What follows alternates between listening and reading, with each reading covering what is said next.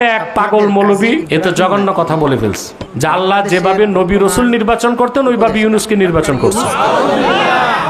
আমি বলছি এই কথার কারণে ওই মৌলবী কাফের। এবং আমার লিখিত ফতোয়া আব্বাসী মঞ্জিলে গিয়েছে, আমি 3 দিন টাইম দিয়েছি, সে যদি তওবা না করে আমার মৌখিক ফতোয়া যাবে।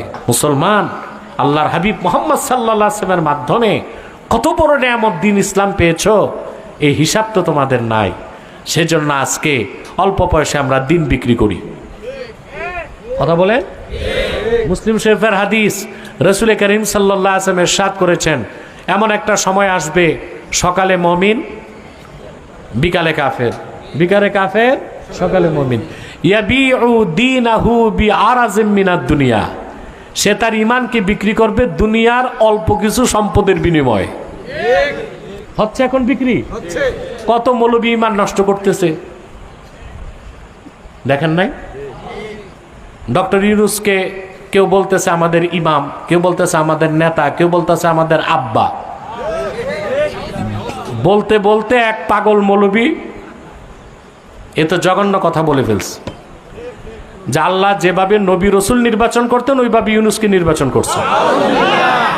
আমি বলছি এই কথার কারণে ওই মৌলবী কাফের। এবং আমার লিখিত ফতোয়া আব্বাসী মঞ্জিলে গিয়েছে, আমি 3 দিন টাইম দিয়েছি, সে যদি তওবা না করে আমার মৌখিক ফতোয়া যাবে। কিছু মৌলবী বলে আমি নাকি কথায় কথায় কাফের বলি। আরে তোমরা কাফের হও বলেই তো আমি কাফের বলি। আচ্ছা ভাই, ডাক্তার যে রুগীরে বলে তোমার ক্যান্সার হয়েছে, ডাক্তার বলার কারণে ক্যান্সার হয় না ক্যান্সার দেখা ডাক্তার বলে ক্যান্সার হয়েছে? তা আমি বলার কারণে ওরা কাফের হয় না কাফের হওয়াতে বলি? কাফের হওয়াতে বলি না। মাওলানা আশরাফ আলী থানভী রহমতুল্লাহ বলছেন, উলামায়ে কেরাম কিसी को কাফের नहीं बनाते, কাফের বলতে হয়। আলেমরা কাউরে কাফের বানায় না, কাফের বলে। তো যে কাফের হয় নিজের দোষী হয়। চিন্তা করেন, হারামজাদা মৌলবী সামান্য কিছু পয়সার বিনিময়ে কত বড় কুফরটা করছে।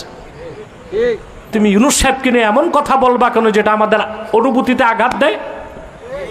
এই অধিকার তার আছে না? আমি ছাড়া বাংলাদেশে কোনো আলেম তাকে পাকড়াও করলো না, এটা আমার দুঃখ লাগলো। আমরা এত ভয় পাই কেন? সবার সমর্থন আছে আমার সাথে, বলতেছে না কেউ।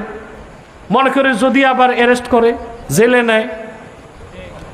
আরে ভাই, আমি তো মনে করি কবরের চেয়ে বড় জেলখানা নাই, ওখানেই তো থাকতে হবে। 14 শিখের জেলখানা ভয় করে লাভ কি? যতক্ষণ বেঁচে আছি সত্যের পক্ষে কথা বলে যাব। যদি সত্য